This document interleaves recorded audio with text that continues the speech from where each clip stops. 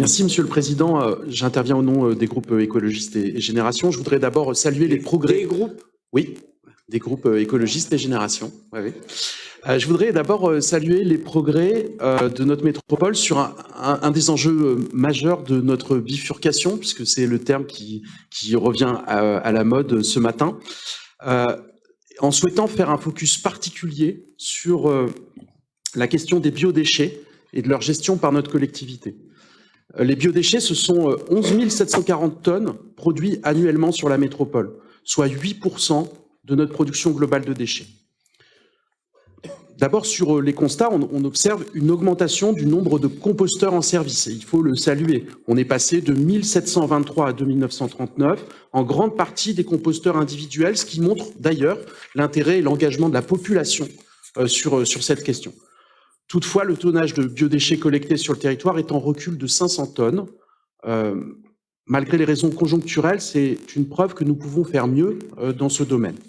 Les difficultés de collecte se ressentent par ailleurs au méthaniseur Vernia qui ne tourne pas à plein régime, alors qu'on sait qu'il est une source importante de production de biogaz local, incontestablement utile dans le contexte actuel de hausse des coûts de l'énergie. Les problèmes de tri des biodéchets sont préjudiciables, autant écologiquement que financièrement. Difficilement incinérables, ils sont majoritairement enfouis et soumis à la taxe générale sur les activités polluantes, se répercutant in fine sur l'atome. La gestion inutile de ces déchets par le transport et le traitement représente un coût écologique et économique dispensable, important. Le schéma territorial de gestion des déchets organiques pose des objectifs ambitieux et tout à fait nécessaires. Généralisation du tri à la source des déchets organiques avant 2024, des solutions de compostage de proximité et collecte séparée de biodéchets en porte-à-porte ou à port volontaire. Beaucoup d'actions à l'horizon 2024 vont être mises en place en renforçant l'offre en composteurs collectifs, 168 nouveaux composteurs, 84 en pied d'immeuble, 84 composteurs de quartier, améliorer la collecte des biodéchets pour doubler la quantité collectée et élargir le public collecté, généraliser les zones de compostage en milieu urbain dense et distribution de composteurs individuels de jardin.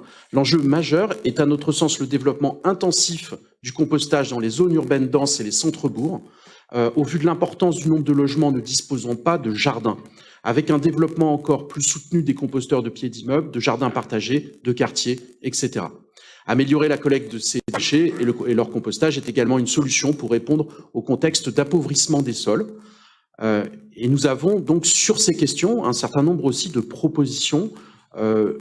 Étendre la collecte des biodéchets et développer le compostage, piste d'amélioration importante peut être identifiée dans les zones urbaines denses, moins à même d'abriter de ces fortes activités, avec le développement et la promotion d'un compostage de proximité. Il faut regarder ce que certaines villes ont réussi à faire, par exemple Besançon, qui a divisé par 2 la présence des biodéchets dans les ordures ménagères et qui a économisé près de 800 000 € de coûts de traitement justement de ces déchets.